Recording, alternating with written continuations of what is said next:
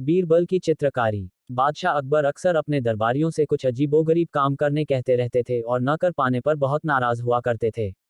एक दिन भरे दरबार में उन्होंने बीरबल से कहा, बीरबल, मैं चाहता हूं कि तुम अपने कल्पनाशक्ति का इस्तेमाल कर एक ऐसा चित्र बनाओ जिसे देखकर मैं खुश हो जाऊं।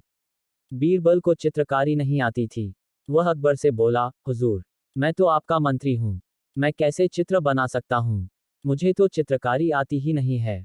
बीरबल के जवाब पर अकबर नाराज होते हुए बोले, मैं कुछ सुनना नहीं चाहता।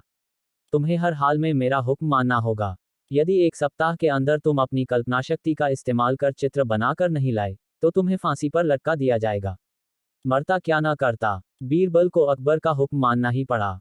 वह घर लौट आया और सोचने लगा कि कैसे अपनी जान बचाई जाए। आखिरकार उसे एक उपाय सूझ ही गया। फिर वह एक सप्ताह तक आराम से घर पर रहा। एक सप्ताह बाद जब वह अकबर के दरबार में गया, तो साथ में एक चित्र भी लेकर गया। वह चित्र उसने एक कपड़े से ढक रखा था। अकबर बीरबल को देखकर खुश हो गए कि उसने उनका हुक्म माना है। लेकिन जैसे ही उन्होंने चित्र के ऊपर से कपड़ा हटाया, उनका चेहरा उतर गया। दरबारी भी हैरान हो गए कि एक पल में बादशाह की खुशी कहाँ गायब हो गई। सबने बीरबल के द्वारा लाए चित्र को देखा। उसमें एक कोरा कागज भर था, जिसमें चित्र का कोई नामो निशान नहीं था।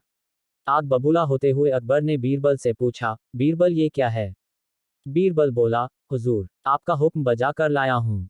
अपनी कल्पनाशक्ति का पूरा इस्तेमाल कर मैंने ये चित्र बनाया है।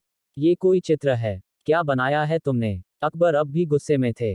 हुजूर, ये घास खाती गाय का चित्र है। बीरबल ने विनम्रता से जवाब दिया। लेकिन इसमें तो न गाय नजर आ रही है, न ही घास। हुजूर, जैसे मैंने अपनी कल्पना का इस्तेमाल किया है, वैसे आप भी कीजिए। इस चित्र में घास नहीं है, क्योंकि घास गाय खा चुकी है।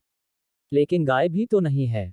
हुजूर, घास खाने के बाद भला गाय यहाँ क्या करेगी? वह भी चली गई है। बीरबल मासूमियत से बोला। ये सुनकर अकबर जोर से हंस पड़े और उनका गुस्सा काफूर हो गया। उन्होंने बीरबल को उसकी अक्लमंदी के लिए पुरस्कृत किया। ऐसे ही और नए वीडियो देखने के लिए हमारे चैनल को सब्सक्राइब करें।